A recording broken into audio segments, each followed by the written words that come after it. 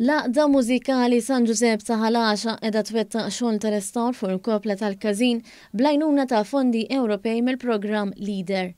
Servizzi Ewropej faċilitat biex jinġibu ma' 70,000 euro minn fondi Ewropej biex tiġi restawrata din il-kopla. Is-segretarju tal-Laqda Mużikali San Giuseppe spjega x'involvi x-xogħol ta' restawr fuq din il-kopla. Fejn laqda volontarja permezz tal-assistenza minn Servizzi Ewropej Malta ibbenefikat minn fondi sabiex inkunu nistgħu nirrestawraw il-kopla tal-Każin. Xogħol li kien jirrikjedi li indirizzaw problemi strutturali kif ukoll xogħol ieħor ta' tibjid kisi u tisbieħ ta' din l-istruttura li għandi warajja.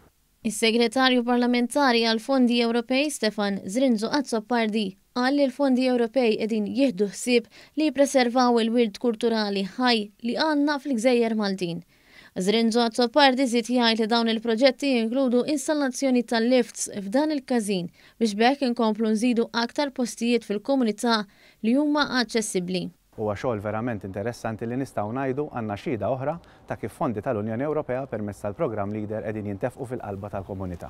Il-Kap ta' Servizzi Ewropej f'Malta Mendi Falzon spjegat kif l-Aġenzija tajna qdiet bħal-Laqda Mużikali ta' Ħalaxa f'dik l-imbuttatura li jkunu jeħtieġu biex japplikaw għal fondi Ewropej li mhux dejjem ikun faċli għalihom li jagħmlu minħabba l-limitazzjonijiet fir-riżorsi li jkollhom.